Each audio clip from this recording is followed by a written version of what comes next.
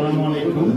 আসন্ন ত্রয়োদশ জাতীয় সংসদ নির্বাচন 2026 উপলক্ষে আপনার কাঙ্ক্ষিত ভোটটি কি কারণে আপনার ব্যালট পেপারটি বাতিল হতে পারে, আসুন আমরা দেখি। প্রথমে ব্যালট পেপার নেওয়ার সময় আপনারা দেখে নেবেন আপনার এখানে কোভিড নম্বর আছে কিনা, আপনার এখানে পোলিং অফিসার অথবা প্রিজাইডিং অফিসারের স্বাক্ষর এবং ওদের একটা সিল থাকবে, এখানে সিল মুদ্রিত। এগুলো পাওয়ার পরে আপনি ব্যালট পেপারটি নেবেন। এরপর আপনি যখন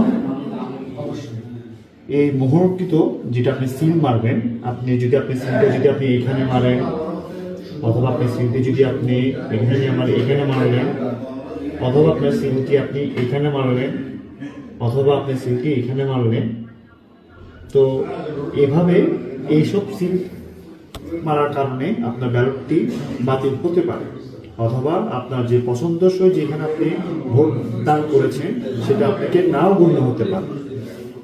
এরপরে আসুন কিভাবে ভাঁজ করবে।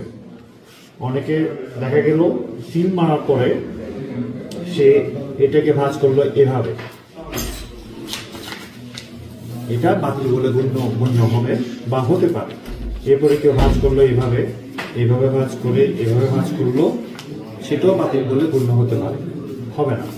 ঠিক আছে, তাহলে আসুন দেখে নিই আমরা কিভাবে সঠিক নিয়মে ব্যালট পেপারের সিল মেরে আমরা ভোটটি প্রদান করতে পারি। আসুন, সবকিছু দেখার পরে আমরা আগেই বলেছিলাম কোভিড নম্বর, স্বাক্ষর এবং সিল যেগুলো থাকবে এখানে থাকার পরে আপনি আপনার গোপন কক্ষে গিয়ে আপনার সিলটি নিয়ে ঠিক আপনার প্রতীক বরাবর, আপনার কাঙ্ক্ষিত প্রতীক বরাবর আপনি এখানে ঠিক মাঝ বরাবর সিলটি মেরে দিবেন। কখনোই নামের উপরে সিলটি মারবেন না। এবার আসুন কিভাবে ভাঁজ করব। আমরা ভাঁজ করবো সাধারণত এভাবে, যাতে করে আমার সিলটি ঢেকে যায়। ঠিক আর এভাবে সমান করে এভাবে ভাঁজ করব।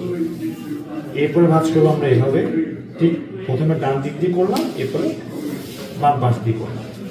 এরপরে আসুন এভাবে, তারপর আমরা এখানে আরেকটা ভাঁজ দিলাম, এরপরে এখানে একটা ভাঁজ দিলাম। ভাঁজ করে সোজা